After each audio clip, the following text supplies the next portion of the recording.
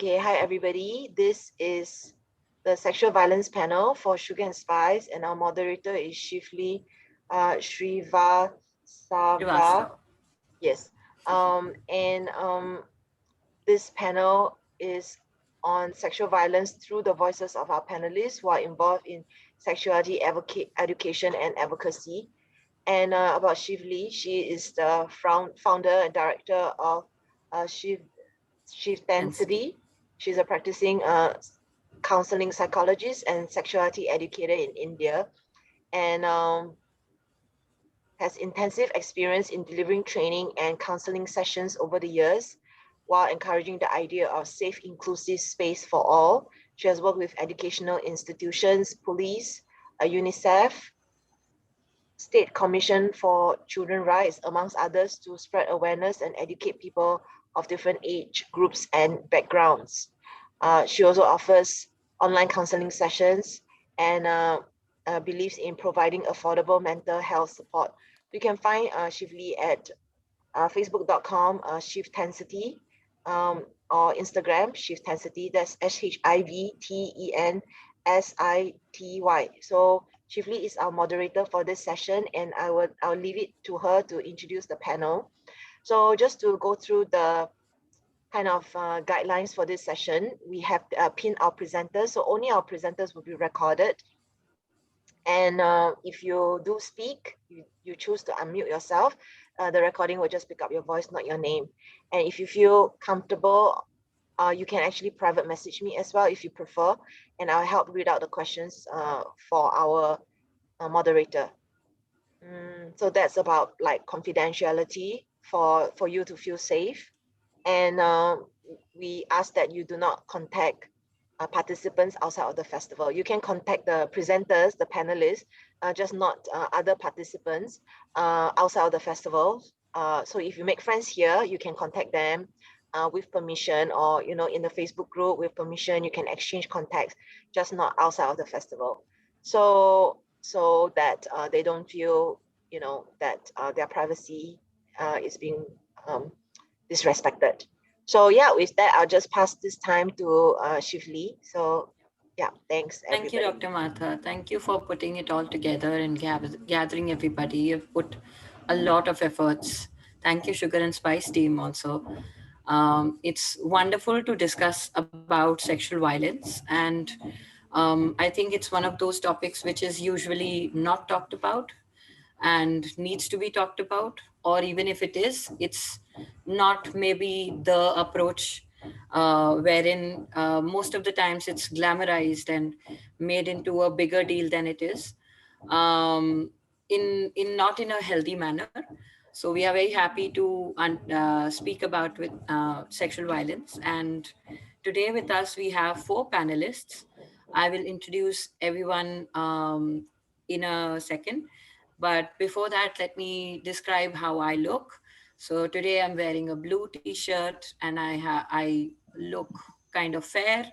I have black hair. I am wearing black spectacles, and I have applied red lipstick. So that's how I look like.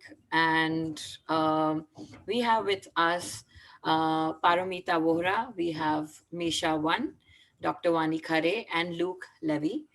So let me get into introductions, and then all the panelists can describe how they look like. So Paramita Vohra is a filmmaker and the founder and creative director of Agents of Ishq, which is India's best loved website about sex, love, and desire. They have been in business for many years, and most of her work explores feminism, love, desire, urban life, and popular culture. All of this in idea of intersectional manner, which tries to counter the narrative of sexual violence and danger with pleasure.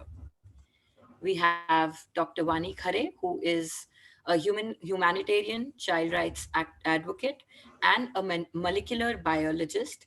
She is the founder of social change organization Sanrakshan Private Limited in Singapore and NGO Faith Foundation Trust in India. She is currently attached with the Institute of Cell and Molecular Biology, Singapore as an independent postdoctoral fellow. Meisha One is a artist, entrepreneur, songwriter, arts educator, and creative director who defines queendom and continues to add impressive credentials to make her truly international express. She is an artist who's reconnecting with her roots in Asia and emerging as a Far East Express. She was born in Singapore, grown in Canada, and earned her stripes in America. So we welcome her as well. Um, Luke Levy is an undergraduate student in National University of Singapore. He is one of the co-founders of Students for Safer NUS, a community of students in NUS that addresses issues related to sexual violence on campus through community-led efforts. Um, so Paramita, why don't you start by telling people how you look and welcome everybody on board. Yeah. Paramita, you're on mute. Yeah. Thank you, Shivli, and thank you, Sugar and Spice, for organizing this panel. I am, I've never described myself, but yeah, I have dark hair, I have dark shoulder length hair.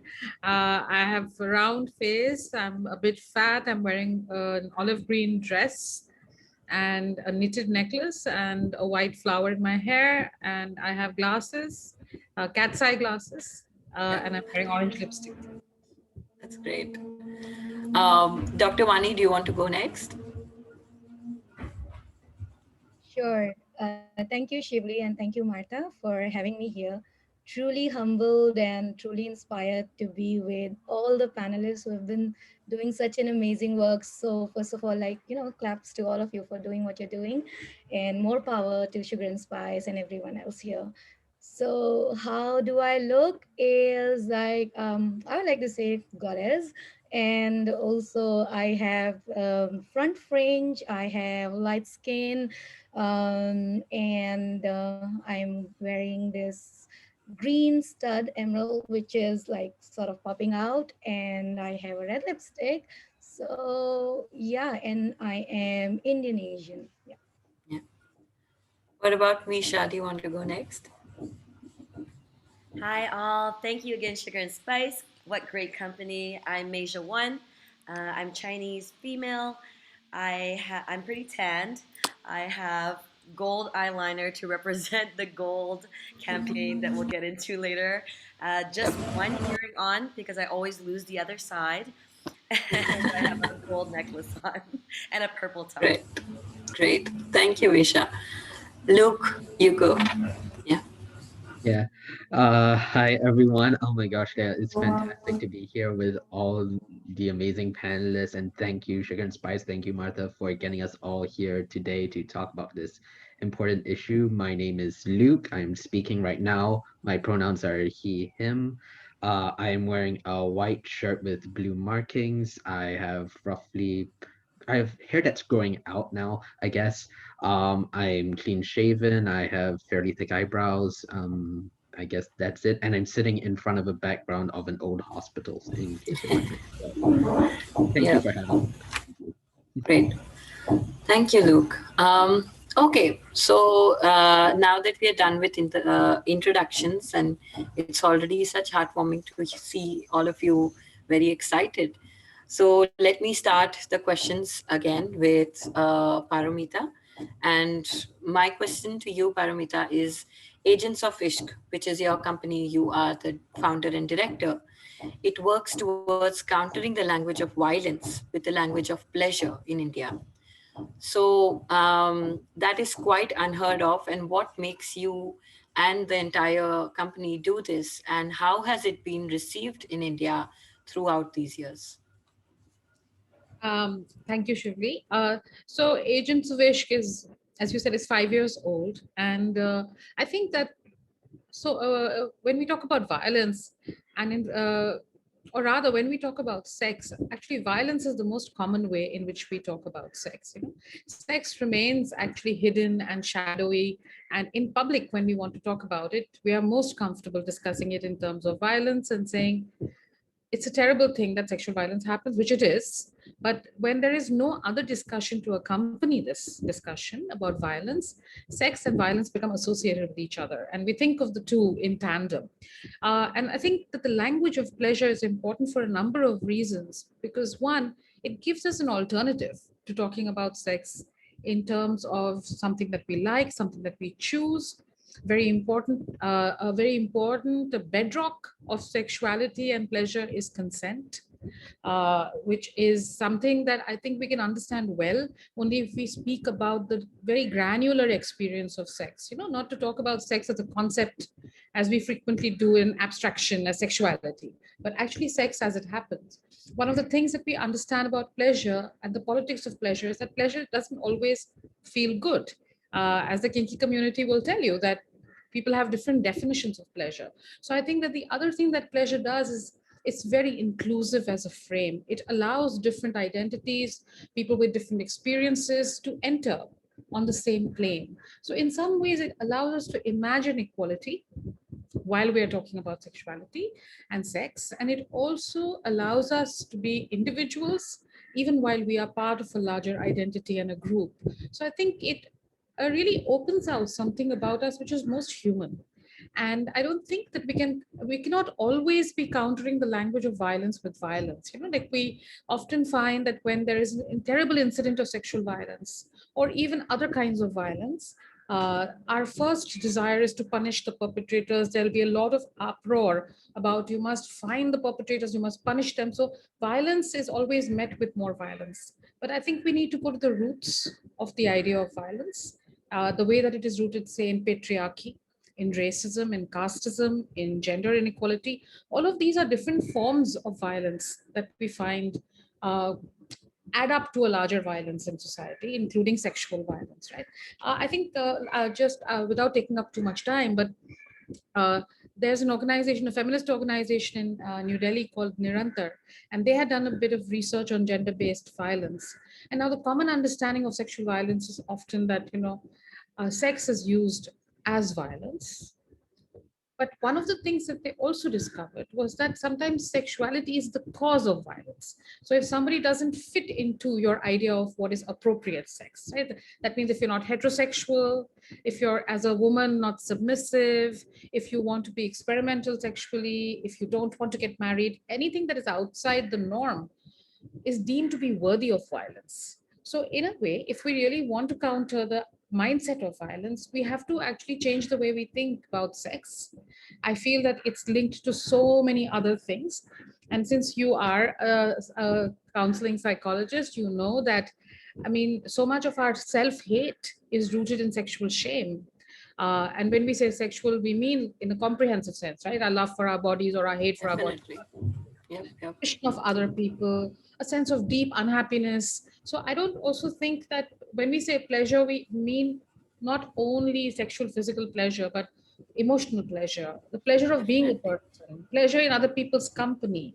The ability to accept others can only come from the ability to accept ourselves sometimes, or vice versa. But acceptance and pleasure are also intertwined. I think when we share pleasure with other people, by which we mean share something yummy to eat together, go shopping together, have a great conversation with each other, be on a panel where everybody's looking wonderful and is going to say great things, I know.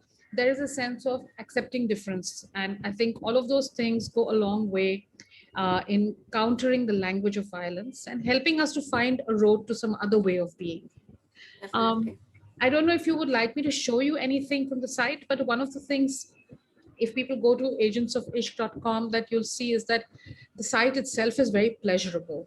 So when we created the site, we also felt like one of the things about sex is that either we talk about it as violence, and most commonly we do see it in pornography. And while we know that pornography is a spectrum of filmmaking, right? There are so many types of pornography, but mainstream porn is usually not very aesthetic or very beautiful, right? It's quite badly lit. And we are also used to consuming sex in contexts that are not necessarily very beautiful or which help us to say that it's just a part of life, like everything else is a part of life, right? So I think that we felt that when we created Agents of Ishq, one of the big things for us was that the site should be pleasurable. We should talk about sex in a pleasurable, beautiful environment where Definitely. the images, the language, everything gives you pleasure and makes you comfortable with the idea of pleasure, and you enter the conversation about sex in a pleasurable way, even if you are talking about very difficult kinds of topics, right? And I think, lastly, pleasure, the importance of pleasure is that it's also culturally, sometimes culturally, it's contextual, right? So what Definitely. I find pleasurable, I mean, we'll often find, we were speaking before the panel began about the violence, the hate crimes against Asians. And now, what is the way in which people feel it's okay to be violent? It's by stereotyping people, right? So, for Exactly. example, the idea of Asian stereotypes in pornography, Yep. or the fact that Asian food, South Asian, East Asian, Southeast Asian food will be considered in many Western countries as smelly and unpleasant. And Yeah. that also used to say that people are somehow inferior and it's okay to be violent to them. But the fact is that a smell you love is different from a smell I love because of the culture that I'm from and what's considered pleasurable in our Exactly. culture, right? So also, Definitely. I think most of us would agree that we receive the language of sexuality often from Western sources, always American, it's always Western. And Yeah. the idea of pleasure or how sex is supposed to be good or bad is often culturally different, and can get very stigmatized when it is seen through other eyes. So it was important for us to create a very Indian kind of pleasure center, in a sense, when we made Agents of Ishq. But Exactly. the language is also Indian slang. And we are thinking about Indian families are different, right? I mean, Asians often live with their families, and for them, it's very important to have a relationship with their families, even when they're disagreeing and Yeah. fighting and terrible things have happened, right? Now, that's a reality of Asian life. So, how do you Definitely. put it in that context? How do you stop adding more and more layers of violence and self hate while talking about sexuality? I think for me, this is the broad definition of pleasure, taking pleasure in being who you are. And, when we use the phrase enjoying myself, you Yeah. should enjoy yourself, right? And who Yeah. you, in order to feel less violent towards the world, I think, as a starting point. I mean, I don't mean Exactly. to be simplistic, but this Yeah. largely is where we're coming from. Definitely. And that is so beautiful. I remember starting my journey as a professional and looking up to Agents of Ishq. For people who might not understand, Ishq means love in Hindi. Desire. It means Yeah. desire, actually. So, which is like love and Yeah. sex combined. Yeah. Exactly. Love, desire, pleasure, all of that. It's one word for many different emotions. Yeah. My next question goes to, also thank you so much, Paramita, for explaining it so beautifully. My next question goes to Dr. Vani Khare. So Sanrakshan is your organization and it works with children's primarily influence like parents and other family members, and there are often cases that you have seen when these influences are usually harmful for the child. So, how does Sanrakshan work towards resolving such situations? Right. First of all, consider everything that Paramita has said and putting it on the shoulder of a parent and having to explain it to a child. Yeah, Like, we ourselves are not open to our own sexuality. How are we then going to exactly. explain it to the child? And the fact that there is a lot of shame, there's a lot of guilt, there's a lot of self blame which is attached to the sexuality. And when the child is growing up, wherever they get the information is always from their own friends or some pornographic material that is outside, or some teenager senior who's in the school, instead of it coming from right resources, right? So often, because of all this whole pool of so much of cesspool of confusion around sex, parents do tend to be harmful. And the most of the harm happens when, that 80% of the time, and I'm going straight diving into the childhood sexual abuse agenda, and 80% of the time the abuser is actually known. And often it could be one of the parent. Now what to do? what is it that the other parent is going to do? And if it is a partner of that parent, maybe then often most important problem is that they are not going to believe the child, like, okay, maybe you are confused, maybe this didn't happen to you, are you sure it was his intention? Or blaming the child.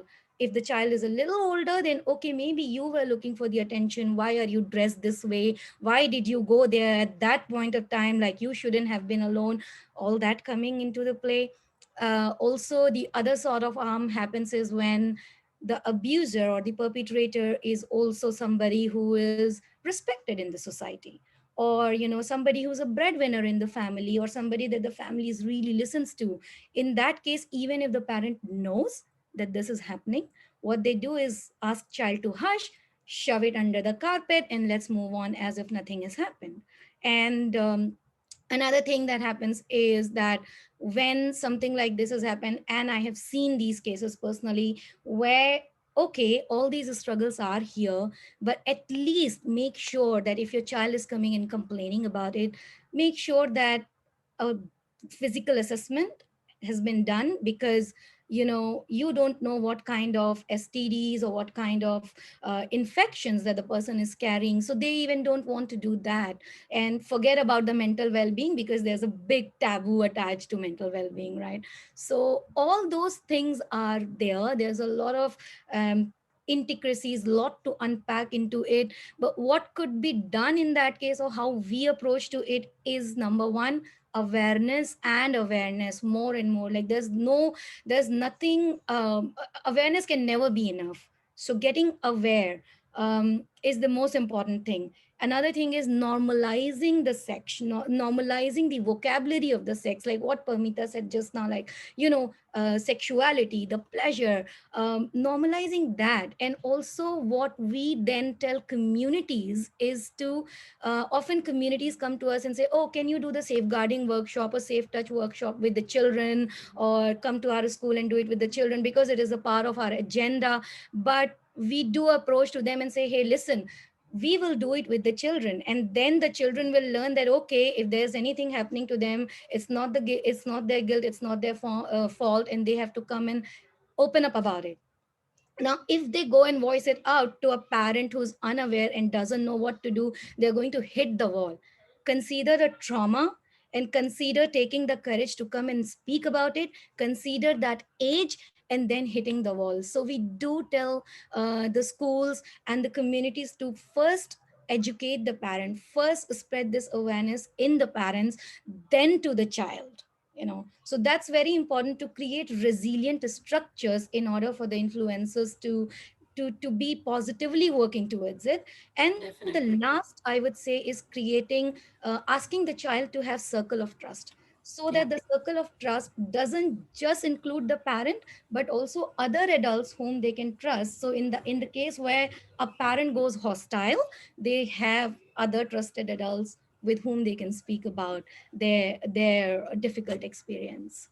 definitely. So I hope that Yeah, answers your question. definitely it does. And it's so beautiful that you're trying to do this. It's so needed.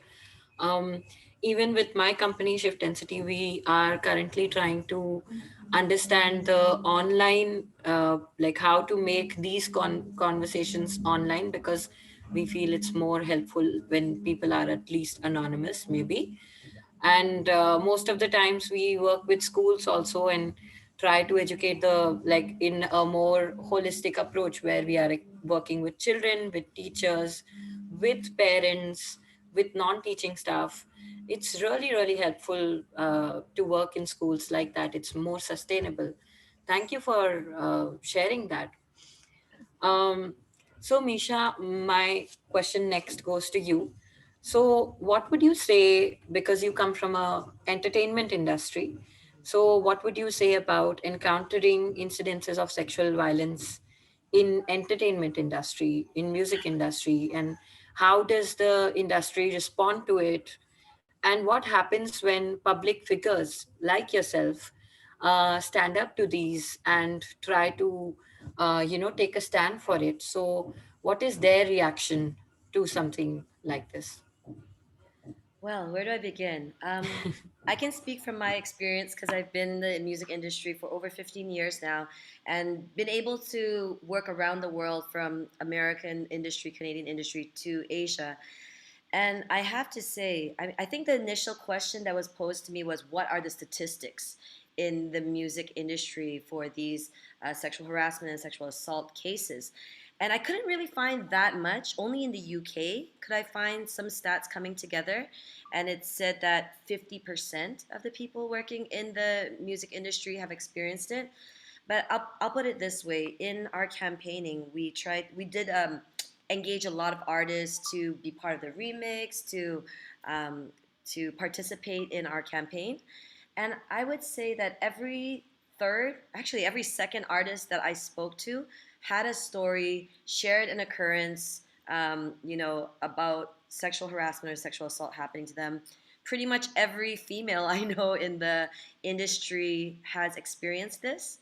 And I think that, sorry, I, I think that the unique thing about the music industry is twofold. One is that anytime you have an imbalance of power, right? So you have gatekeepers who's like a manager or a record label or an artist that's been in the business for a longer time. There's kind of this imbalance of power with like a newer artist that is inexperienced, that has these hopes and dreams. Music being such a passion, or acting or whatever it is, being such a Yeah. passion that is what you're centered on.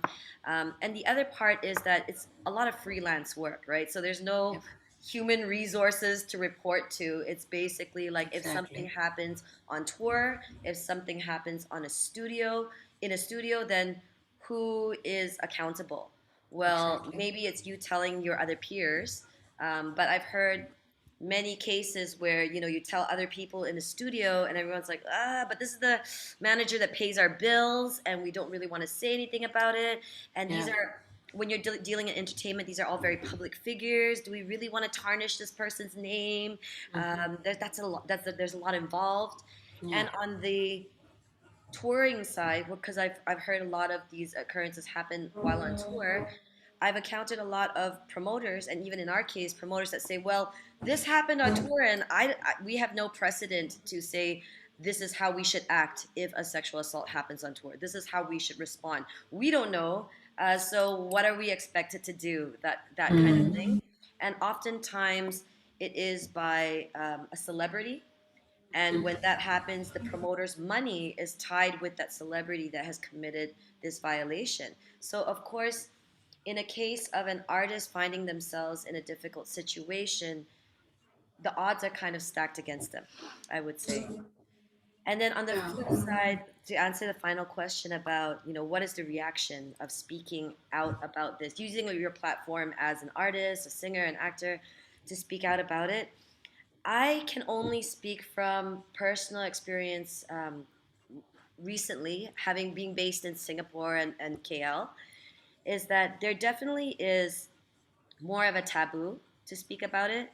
When we came off tour where a sexual assault had happened to a team member, I did speak to a lot of industry people and said, hey, can we band together and speak out against these violations? And a lot of actually, most of what I was told by very respectable entertainers in Singapore was, Masia, just please save your reputation, save your money, and tell your assistant to suck it up because these things happen and you're going to go broke and you're going to ruin your reputation by speaking out about this. And I was so shocked that this was indeed the attitude towards speaking out against sexual violence. But I think, again, as both the panelists have said, it's a much deeper issue. It comes into how you were raised, cultural taboos. Me being specifically in hip hop and reggae, which are very, very male dominated music cultures, with a lot Exactly.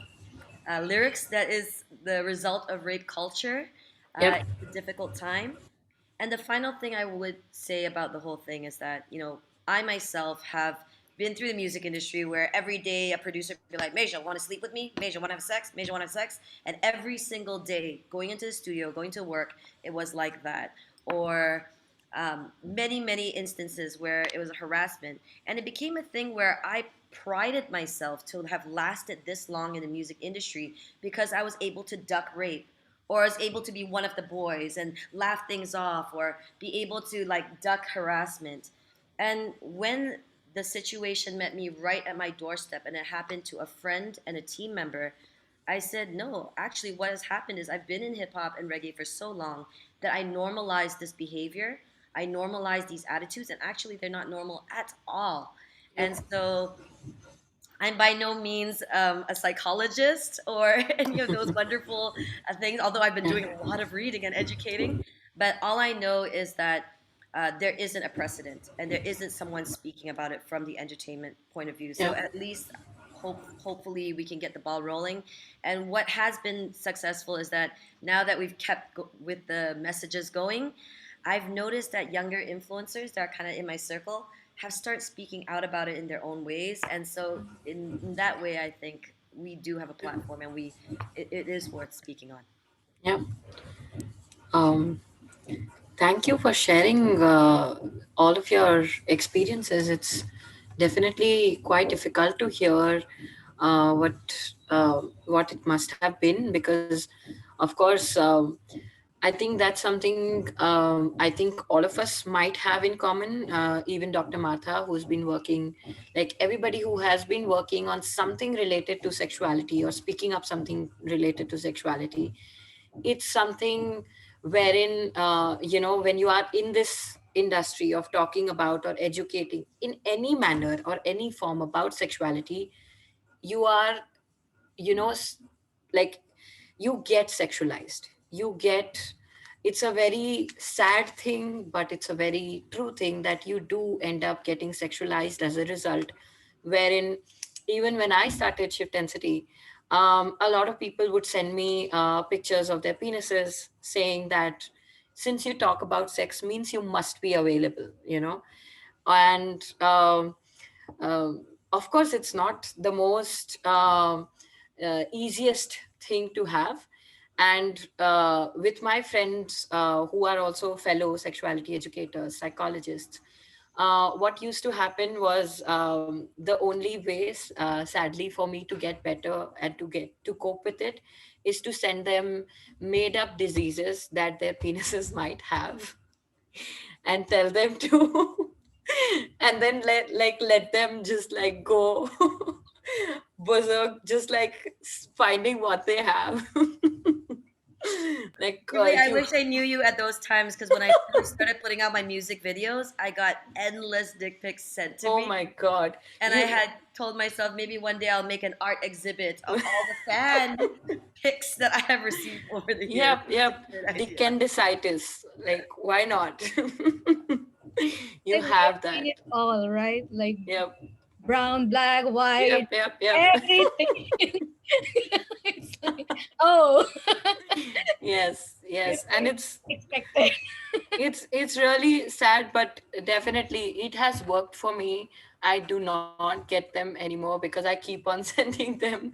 You have new names, right? So maybe it's for us to get creative, also, like creative problems with creative solutions.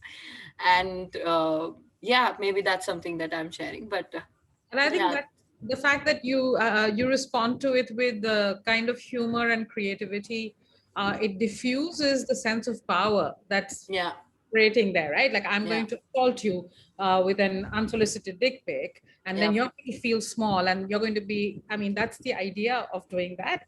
And then suddenly, when you turn it around, but not in a violent fashion, actually in a very humorous, yeah, I think creativity is so important because it reduces the amount of violence out there in the world, right? Like it takes exactly. the language of violence and replaces it with something else.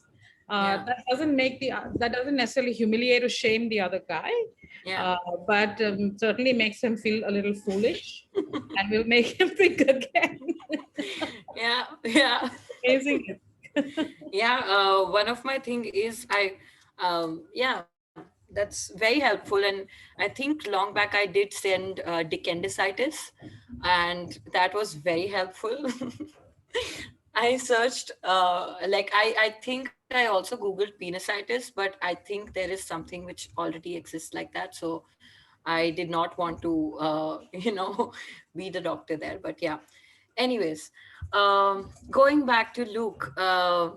Luke, we have your question for you, which is you are student at NUS, and you are the co-founder of Safe NUS. So, um, in your work experience, what has been the challenging aspect for developing a community of support to educate people regarding sexual violence in a college space, in a university space? So, why Yeah. don't you tell us about that? Yeah, there's like quite a few challenges, like in especially setting up this community. And I think one of the first ones was one thing that Major mentioned was that in like Singaporean context, especially, there is like an increasing like how they say it, fear of advocacy, fear of calling out, what is wrong with, like the present issue of sexual violence. Like when I try to get people, some people are willing to help. That's the thing. Some people do want this to stop. Some obviously people want sexual violence to stop, but they're afraid to, call it out because they've experienced,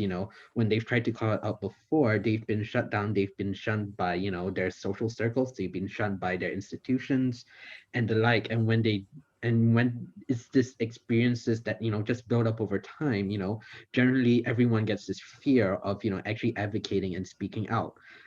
I think in a university environment, it's slightly easier because schools can be held accountable because they are responsible for student safety. But outside of a school, like as mentioned, like in the music industry or elsewhere, it's like it's really hard to hold people accountable for people's safety.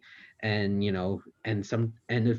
especially like in Singapore's environment, it's really difficult to do so. And I think another big thing is like I think something that everyone has mentioned is redefining, misconceptions about sexual violence. Because what we're educated in school, like no one, like at least in my experience, like I'm like I don't know if I'm the youngest here, but I wasn't taught about like consent at all until university. And only then that consent course came as a reaction to, someone's advocacy work. And like the fact that this institution, understanding of consent isn't normalized, understanding it as, it's supposed to be freely given, reversible, informed, like enthusiastic and specific.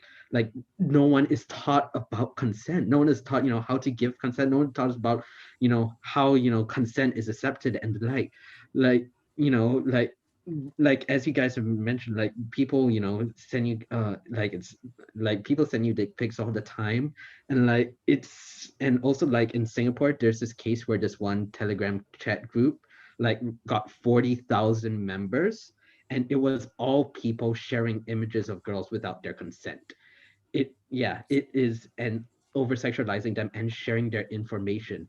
And once you see this, you realize that that the lack of understanding of consent is a Singapore-wide problem. It's not dealt with. It's a societal problem where no one understands what consent is. No one is taught what consent is. And likewise, with regards to sexual violence, lots of people see it as like an individual misconduct. Oh, it's this one rapist, or oh, it's this one perpetrator. It is not the case. If 40,000 people can like do this, like, you need to develop solutions that cannot be, like, and likewise about solutions towards, sexual violence, like towards perpetrators, it cannot be punishment based, because you cannot like arrest those every single 40,000 people and have them, immediately change their ideas of consent. It has to go through stuff like education, like the very things that create this misconception that fosters a disgusting culture of sexual violence. Like as Pramita mentioned, like sex is only discussed in a violent way. No one is talking about it as pleasurable. No one talks about it like in schools and educational institutions, especially towards ideas of healthy conversations surrounding consent is not taught about a lot. And I think one last thing to talk about it is also that a challenge is being inclusive, because while people have been speaking up about it now, the solutions to sexual violence, it is some institutions right now are coming up with solutions to sexual violence that aren't inclusive. And people generally because of the fear to question authorities, as mentioned, and the lack of advocacy, people accept these solutions as okay. But some of these solutions, like how they say it, like there's one instance where there's planned to be, security in bathrooms that would be gender specific. This cancels out anybody who is transgender, those who, and like the lack of gender neutral bathrooms, let alone, the complexities, that people have, and the misconceptions people have about gender and bathrooms. So like, these solutions are not necessarily inclusive, and some solutions that are also provided can increase anxiety, like how people immediately, how like some institutions suggest report to the police immediately, and they would Yeah. like, and US in particular has compulsory police reporting, which to some people that I've known, it is not what they want to do because it increases trauma when recounting experiences. And in some other ways, they're unable to report, and some people may not be supportive when they report it. So it's all about, understand, like, all about, how there are misconceptions and how some responses have not been inclusive, and also about, addressing, the lack of advocacy in Singapore, which are some of the main challenges that Safe NUS kind of has. Yeah. Yeah. Thank you so much for explaining in so much detail about um, what you're doing, and it's definitely wonderful to even start conversing about these, in a very definitely in a grassroots community manner. And of course we can like, I think Dr. Wani was also talking about how definitely sending dick pics without consent is not something that is appreciated, but and needs to be discouraged, but they can't just happen in one go. It needs to take uh, like years of education and conversation and learning, relearning, unlearning a lot of problematic behaviors. um, Okay, so moving on to something that I think the people here would love to want to know about is my question to all of you here. What, according to you, needs to be done by people on a daily basis? People here, people, when I'm saying people, I mean people who are part of the community who can make these community changes happen. So, what can they do on a daily basis to reduce sexual violence in a large manner? What are the tiny tips that you all can give, which maybe you practice as a professional, which maybe you have learned over the years being somebody? So, if I can give something of my own, one of the things that I have practiced in the past 3-4 years is firstly not to assume somebody's gender or sexual orientation, because I think it's a very common thing in heteronormative society to think that one boy will meet one girl, and not to assume these things. Always ask people about their pronouns, and that's something that I have always done on a daily basis to help, reduce sexual violence or any kind of violence in general, and to be a ally of the queer community. So, Parumita, do you want to go? I mean, I think there are so many things we can do, small and big things, as you have so beautifully articulated. I mean, I can speak for myself that in my work, one of the things that I think I found important to do is to centralize the experiences of women and queer people, because I mean, the whole world and everything that is made and which is called normal is basically the experiences, opinions, and narratives of straight cis men, Yep. of privileged castes and races, right? Yep. So Yep. actually, when we speak about how consent is not understood, I don't think anybody who's sending an unsolicited dick pic is unaware that what Yep. they're doing is not right. Yeah. I don't think that sexual violence is carried out by people thinking they're doing a good thing. Yeah. But the world is not habituated to hearing the voices of anybody else. And all the time, the world is sending out messages about what it means to be a man. And what it means to be a man is to have power over others. And everybody is supposed to submit. So I think changing that narrative is very important. And I always say that it won't happen until we learn to adore women and queer people, right? So at least in my own work, I adore the work of women and queer people more than anybody else.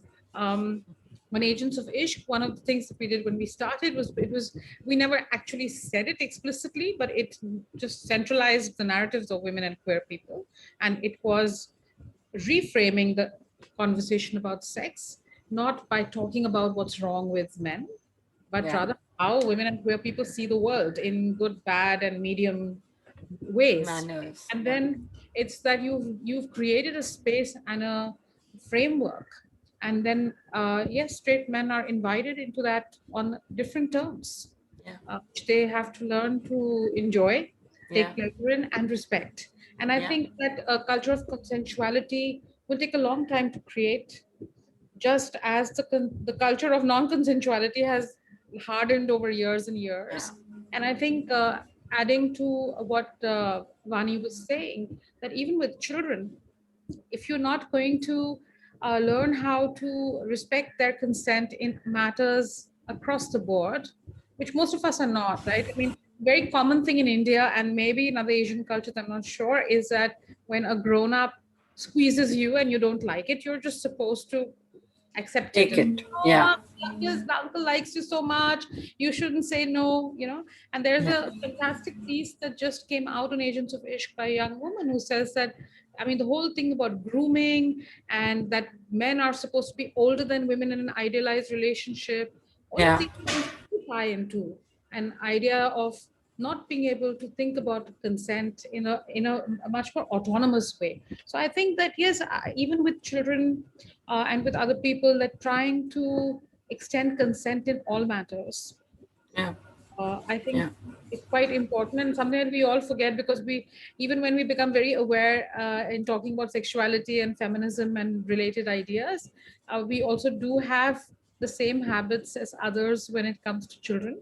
And we think we're just showing affection, or we're just telling you what's right for you. So how to create a language with children especially, I think hard work, and one has to be finding oneself to find a way that you're caring and looking out for them, but not in a way that tells them that they can't look out for themselves. Definitely.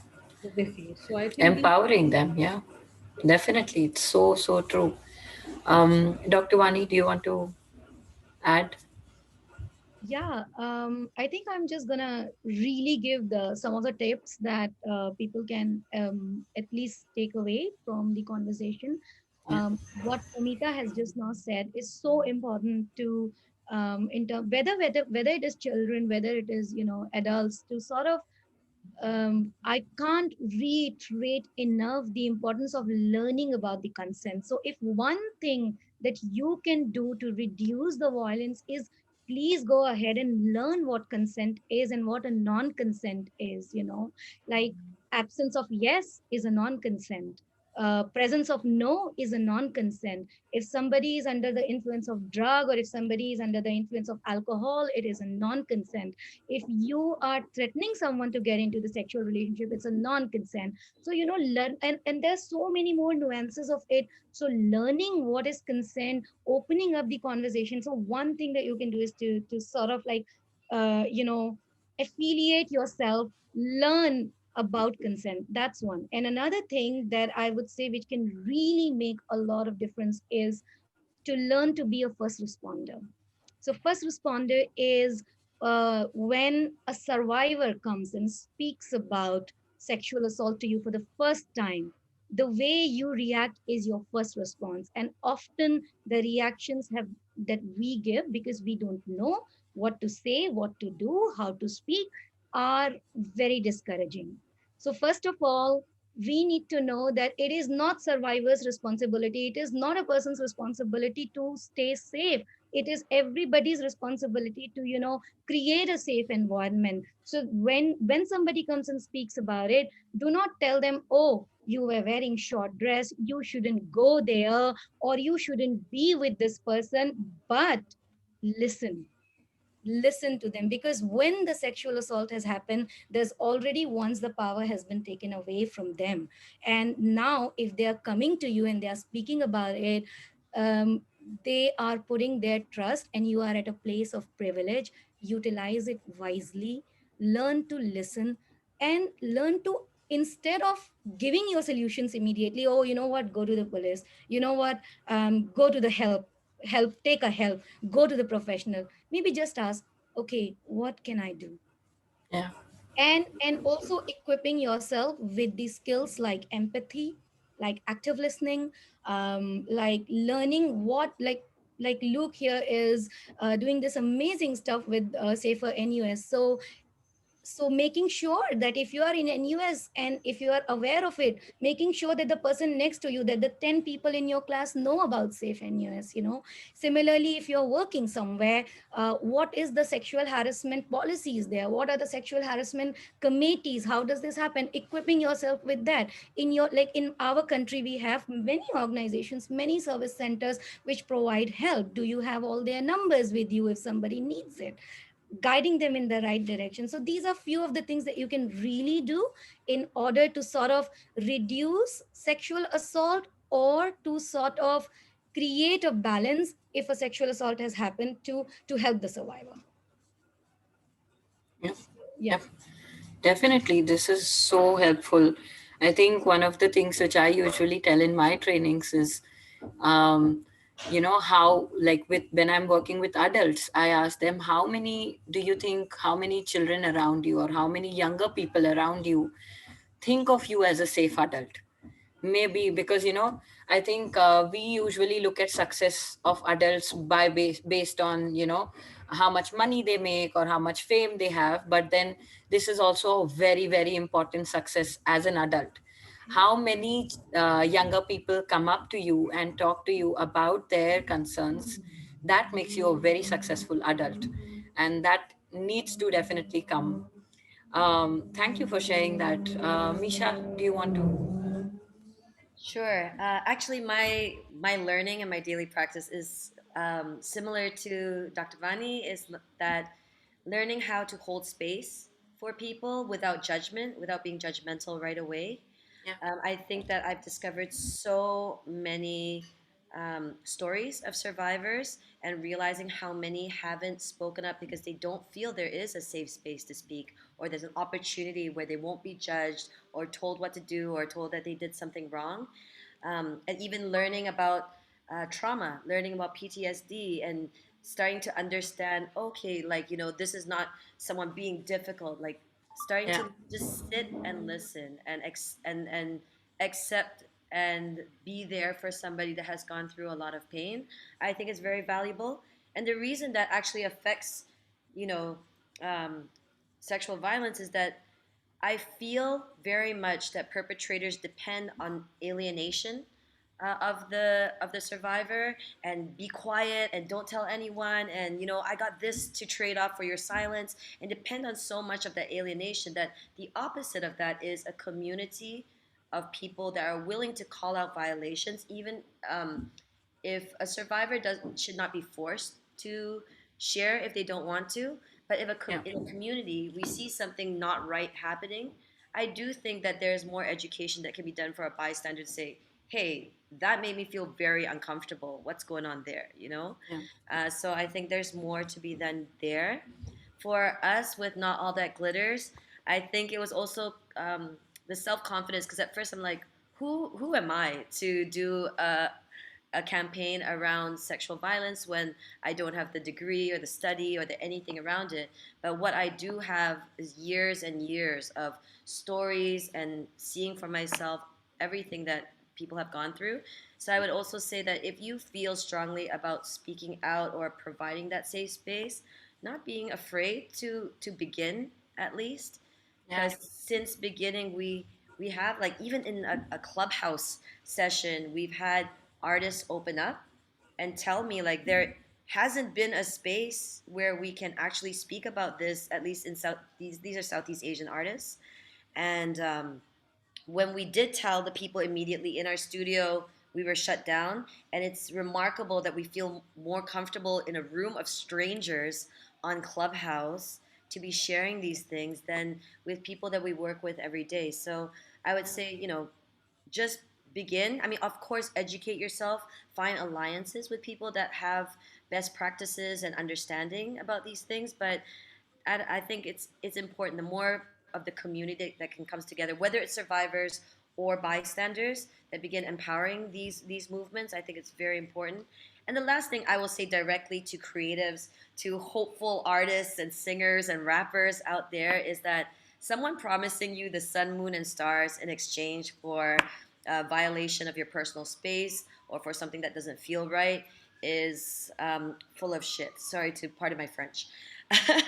But I think that it's very important to instill this in especially new artists in the music industry, because we've heard all the Hollywood style casting couch stories, and very often I've been told like, yeah, but that's the Western problem. Like, no, K-pop is huge in Asia. Yes. Do you know how many of these occurrences happen within the K-pop industry, within the industry here at home in Singapore and Malaysia? And I just think it's very important. And for myself, it wasn't that I was able to duck rape. It was more that I had always run an independent business. So I knew no matter what someone promised me, I would have something to fall back. I say Yeah. this recognizing that it's never ever the survivor's fault, Yeah. but just to remind everyone that these kind of pipe dream promises should never ever put your safety and your comfort in any kind of jeopardy. And in the music industry where there's late nights, alcohol involved, that kind of thing, there are situations where people begin to argue what is consent and what's okay and what's not. But I think that it's important to walk into a situation very clear that these promises don't come with a added agenda that makes you feel unsafe or uncomfortable. Definitely. Definitely. And that's so helpful, for you to say that, because I think in my training also as a psychologist, um, I think what we were taught was, how there are rules and regulation in India that you have to follow if somebody comes out to you as somebody who has gone through some kind of abuse. That one of the most common thing that you have to do is report to police. But while we were training as a psychologist, they were like, if you want to report to police, first you ask what the survivor wants, if they even want to go through that, if that is even, like, maybe sometimes people are just coming to you for closure. Sometimes they just are like coming to talk to you about how can they be sexually active with their current partner and going through the previous sexual violence situation, because sometimes flashbacks do come while you're intimate with your current partner. And so that's why it's very, very important for psychologists as well to understand where and when what is appropriate. I'm not discouraging people from reporting, but that's not the only situation or solution to this particular misfortune. So thank you for bringing that up, Misha. Luke, why don't you tell us your thoughts about this? Yeah, thanks everyone for like sharing, what we can do to reduce sexual violence. And like from my side, like how I see it is that, like we can increase, support for sexual violence, survivor-centric support. And that is something that I think is important to touch on. Like Vani said, hear out anyone that, reports it, hear out anyone that comes to you for support. Don't question them, like don't judge them, but instead question yourself, like what can you do to help others? That is key, to providing support. But also like we should also like look towards, before it happens, like before sexual violence actually occurs, which which involves, like how do we, like don't want to say change perpetrators mind, but like, actually talk to perpetrators about this issue and help them to realize, help them to understand, that this is not right. And so like what we should do, like often like in friend groups, okay, probably from my experience as a man, like I've been with many, male friends and the like, and Yeah.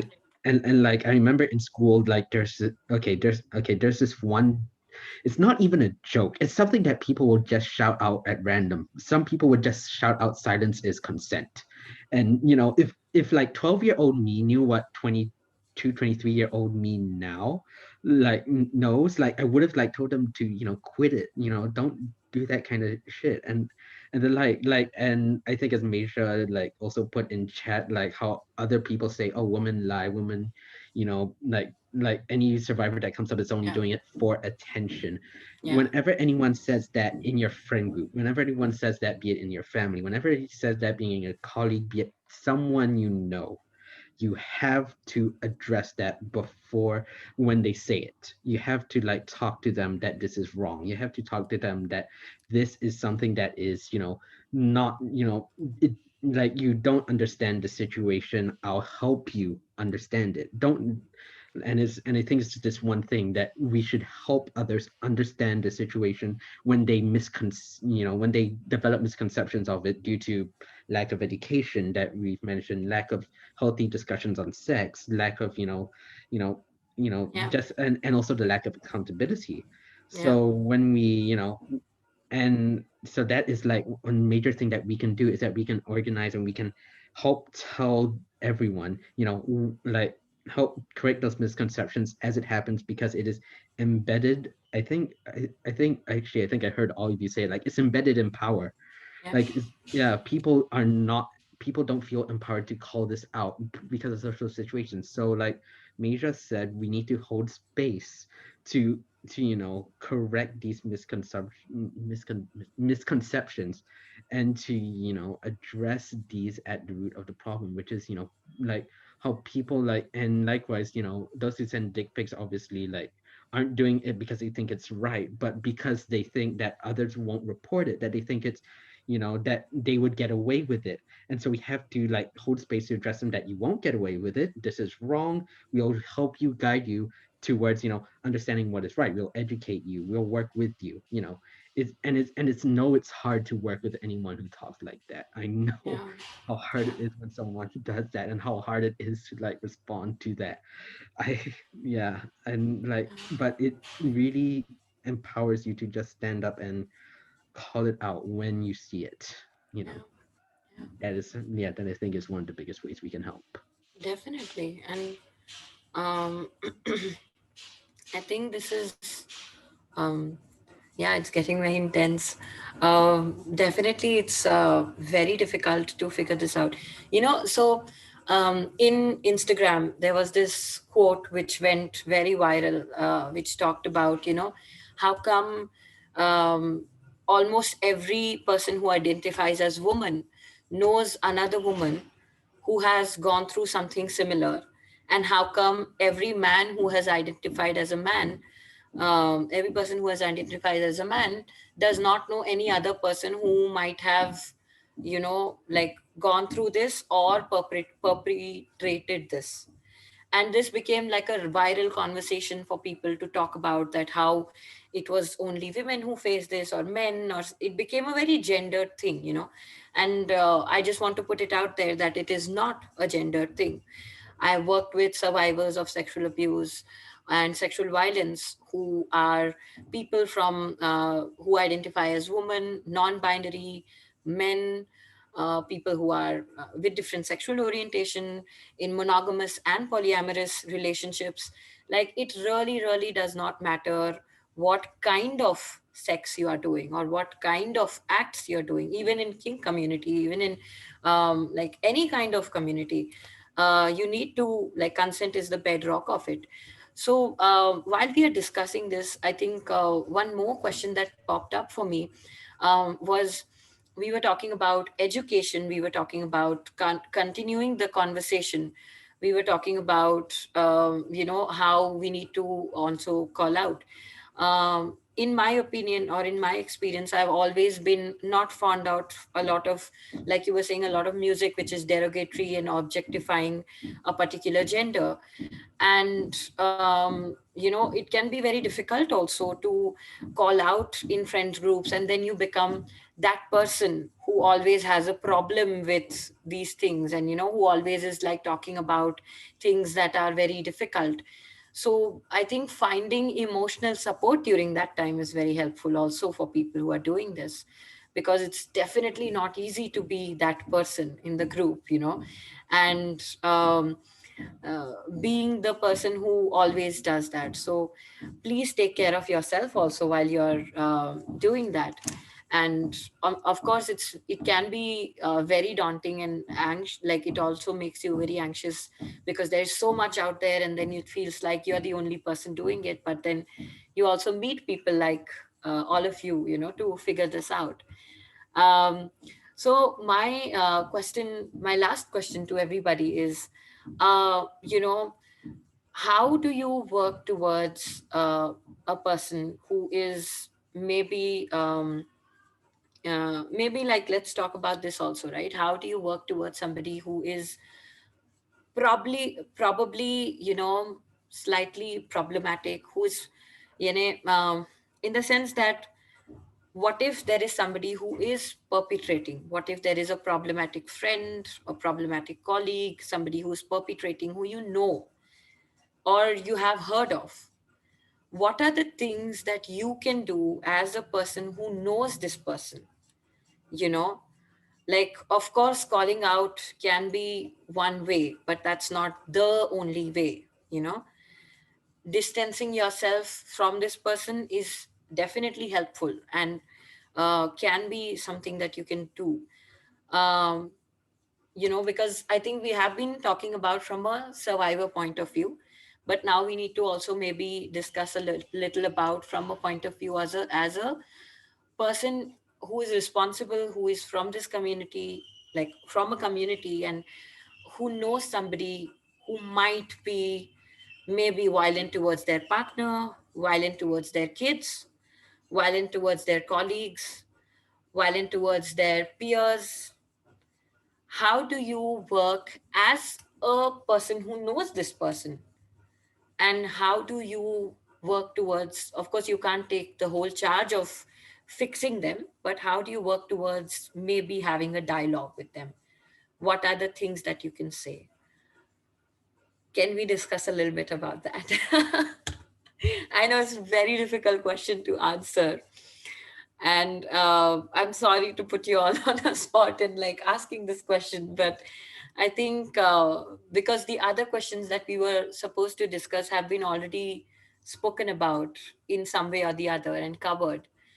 Um, so I'm just thinking out loud. Again, while we are saying I don't expect you all to give perfect answers, and people who are implementing it to all of the answers that we are doing to have like results in the first go, but we are talking about tiny, tiny things that we can be mindful of. So, Paramita, do you want to go? Yeah. Actually, I mean, I'm thinking about it as you're asking the question. I also feel like it's so contextual, right? Like Yeah. everything is about context, and sometimes you are in a position where you can do something, and sometimes you're not in a position where you can do something. I mean, Exactly. I think like call out culture, enough has been said to criticize it. And I agree with the criticisms. I'm not at all a fan of it. But that said, I mean, I think even call out culture is intertwined with the idea of power. When you Yeah. call out somebody who's in a position of power, right? Hmm. Somebody who's a politician, somebody who's powerful like Harvey Weinstein, sorry, then I think that there's a value to that call out. But often when we are just calling out people who are like us, then Yeah. I think that we just cannibalize each other, and that only Yeah. creates a new violent power equation. So I think we should be very mindful of the manner in which we use a strategy of calling out.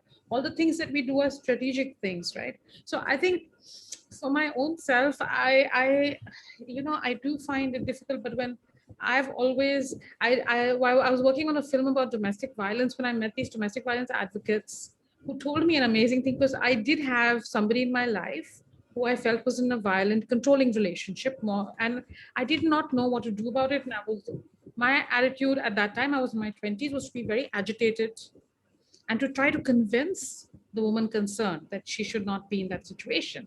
And then I met these advocates, and they, the Duluth model, the power and control wheel that you might have seen, they were the people who had created that. And I asked them, like, what should I do? And they said, actually, what Misha was saying, that this idea of alienation, of isolating the victim is often the first position of violence, right? So never let that person feel that you are not there for them. So oftentimes I try to communicate to the person who's suffering that I'm there for you. Without, I think, I know I'm not answering this question very clearly because there are so many different situations. Of I would course. say that, head on accusing somebody morally who is a perpetrator of violence doesn't really often work. I mean, it's great in a Exactly. movie, because there Yeah. it's at a symbolic level, but in Yeah. actuality, I mean, those are It people who are doesn't. already all the time trading and being pugnacious, right? So I think that doesn't always help. But Yeah. I've heard like amazing stories from feminist activists, especially around domestic violence. So one woman told me about how in the chawl, so chawls are like tenement housing in Bombay. Women used to walk around in the corridors in the night, and if they would hear a ruckus inside somebody's house, they'd knock and say, "Just checking, all okay, right?" So in a way, it would create a sense that there are people watching. So I think Yeah. that exchanging strategies is very important alongside what has been happening, making sure that we're not isolating somebody. If somebody's your friend, though, I think, like Yeah. I have found that with close friends, I have found it important to talk about it. So, especially, I always pat myself on the back in a very shallow way, that mostly men who are accused in Me Too's and that kind of thing are never my friends because I've never liked them to start with. Because I Yeah. feel they never respect the opinions of women. They don't enjoy and adore women. So I'm like, sorry, I'm not interested in being friends with this person. So I lucked out at that level. But I think I've had men friends who are friends with those men, right? And I Yeah. think continuously arguing has been important. Continuously making them see that there's an entire culture which they are Yeah. supporting by saying, wow, this guy never takes no for an answer when it comes to politics. Yeah. He's Yeah. never going to take no for an answer in many other places if you're going to deify this, Yeah. woke, cool dude, Yeah. woke bro. It just learns that you have to be powerful by pushing ahead all the time. And I found Exactly. that to be useful. Like, of course, yes, men friends especially think, oh my God, there you go again. Yeah. Yeah. Exactly. You're You're that always friend. that feminist Yeah. in family WhatsApp groups and Yeah. with other men friends. You're taking everything too seriously, yeah. Yeah. You're not understanding the joke. Yeah, it's Yeah. being too heavy. Yeah. I think, yeah, I find satire to be useful also. Yeah. I mean, Shivli has seen that I worked with Lavani dancers who are like a kind of folk form which is courtesanal, and we've made some music videos on consent together. Yeah. I think from them I have learned that sarcasm, wit, satire Yeah. bring people Humor. down to size Yeah. quite well. I mean, and Yeah. I think, again, it depends on the extent of the violence. It depends on the seriousness of the violence. Yeah. One thing that I do want to add is that, I think it's something important not to make the person who has experienced violence feel like a loser. I think we do Definitely. that a lot in the debate on violence, right? Yeah. We made a film in which we talked about a woman who loved her husband, who never recognized when she wanted to have sex and never recognized when she didn't want to have sex because he didn't see her generally, right? And many women who saw it said, we feel relieved that though we have experienced violence, it's not shaming us. Like I Yeah. didn't feel shame, but I felt that my experience is recognized at an emotive level. So I think there's a lot of different things, and in different contexts, we respond differently. And this was my very garbled answer to your Yeah. question. No, definitely. Thank you so much for that. It was so helpful. And that's very true, right? For me also, as a journey, as for being a professional, I used to get this comment from people a lot. Shivli, you're very intense, yeah. Shivli, this is very intense talk. So I was just like, it's Shivli's intensity, it's shift density. You have to work with it. If you're my friend, you have to work with it. And I have like some standards that I have with friends. You can't just be like calling yourself my friend and being not feminist or not an ally to queer people. And that's how I owned it. This is my company now, so I'm just like, now there's no going back to ship density, and it's a thing. So definitely, it makes total sense of what you said. And um, yeah, Dr. Wani, what do you have to say? Yeah. I mean, I would say that, you know, practice what you preach. Yeah. It's very important. Yeah. And if you have found your voice, use it. So, most importantly, there were two things that you said in this question. One was if you have heard of someone, another one was if you know someone, Exactly. right? So, if I know someone, with everything like your intensity of chivalry that you said, right? Yeah. Similarly, I stand for zero tolerance from sexual violence. I stand for zero tolerance from sexual abuse to children and zero tolerance from child marriage, right? So I have to practice what I preach. So if I know, I am definitely going to take a stand for it. Now, that taking a stand, and I have to be brave about it. Sometimes I can be really very scared. Maybe few years back when I have started, you would have asked me about it, I would have gone around and around this Yeah. conversation. But Yeah. at the moment, I will take a stand for it, and I will definitely make sure that if this person is really harmful for the people around, for the children around, for the women around, I will make sure whatever I can do about it, which means that even if I have to report it, I'll report it. And I will not care about, I'll care a damn about that. So the other thing is, if I have heard of, then I will definitely want to inquire it more and want to Mm. learn more and want to know that whether this acquisition that has been there about this person, is it correct or not. And if it is, and that means probably having a coffee talk, probably having an intense conversation of, hey, you know what, I've listened, I have heard about it. Is it right? And if it is right, why is it that you are doing it? Often maybe it is not right, and often maybe they are unaware, and often maybe they are actually doing it. So then you know your options, that Yeah. what sort Yeah.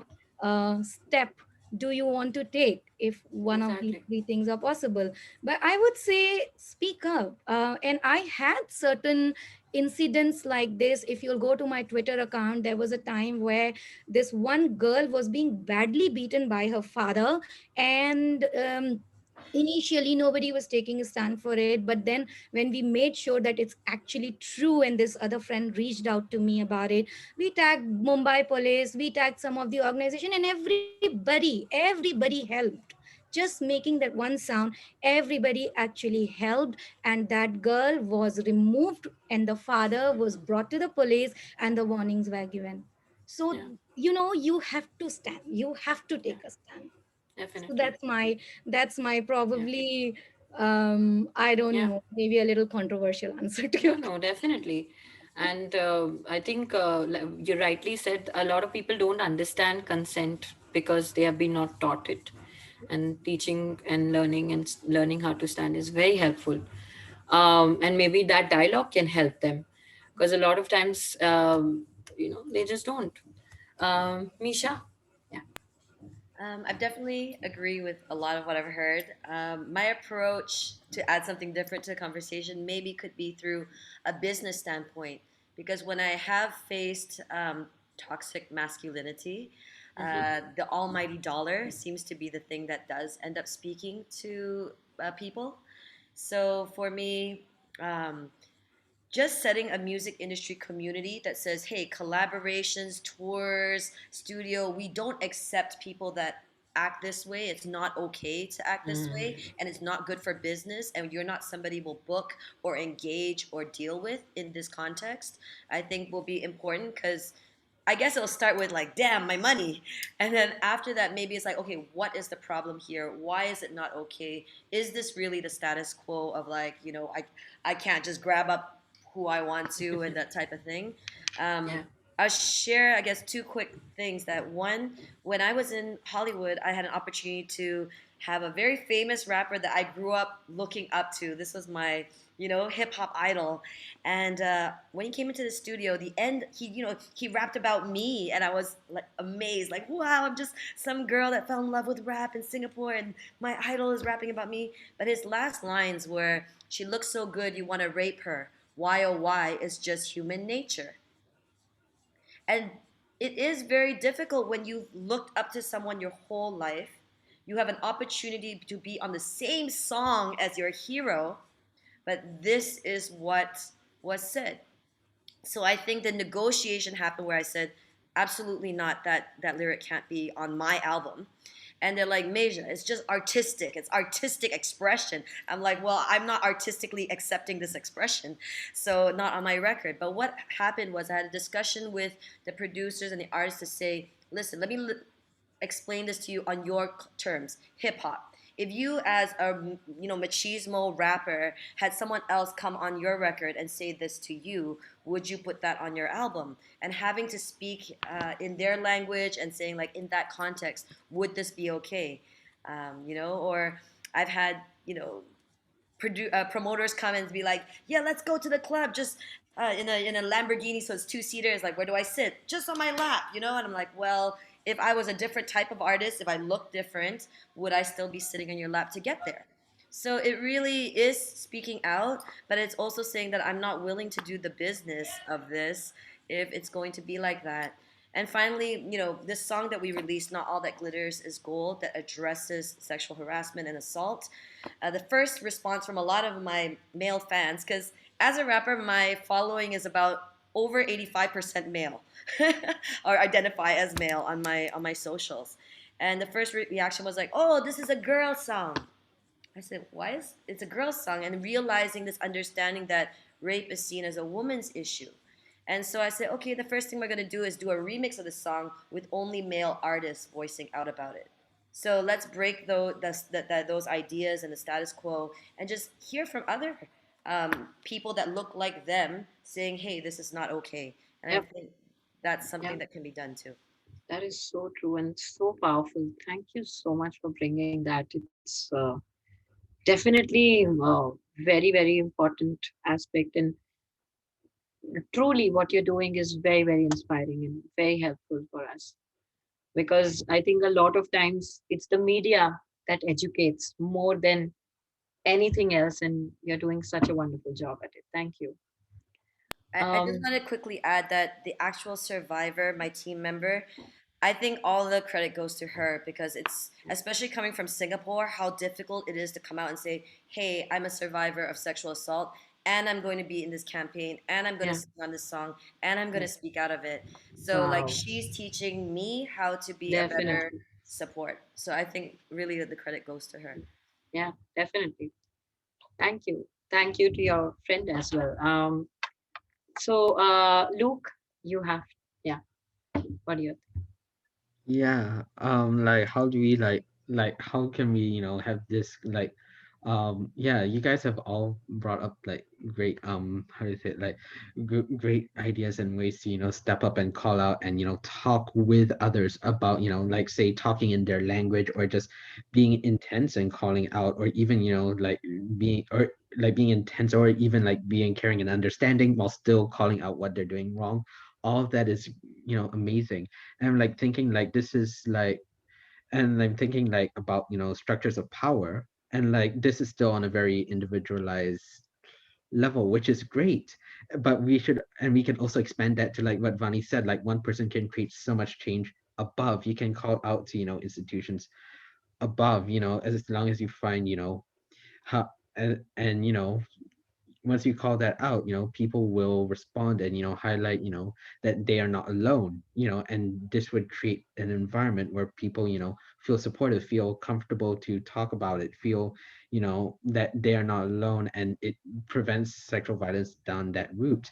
And yeah, hang on, I might just, be forming my thoughts as I go along right now, but like wait, like as you do that, one thing that you need to do is also create a community of care. If you cannot change your current, community to be one understanding of, the power relations that is inherent in sexual violence, what we can do is to create a separate community, one within ourselves, like say how like NUS, like how Safe NUS is inherently a community of students that is using our platform that we have to encourage a wider student community to be wary about sexual violence, to call it out when it happens, to help educate people about consent, to help talk to friends about sexual violence.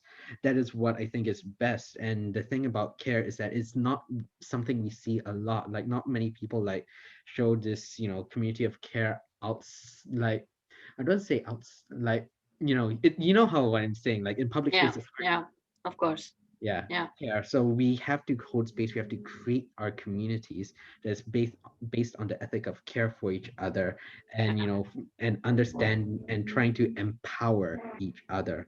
Yeah. That is how we, are supposed.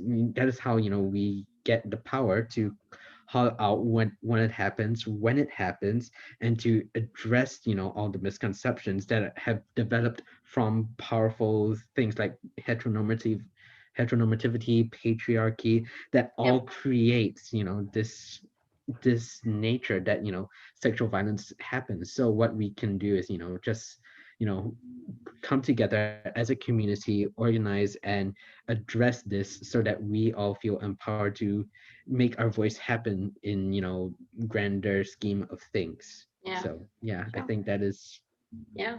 about it. Thank you. Thank you for that, Luke. And I think the right now what I'm understanding is that we have to also wrap up. But at this point of time, I am so eternally grateful to all of you for, sharing your thoughts, and also to Martha to giving us that platform.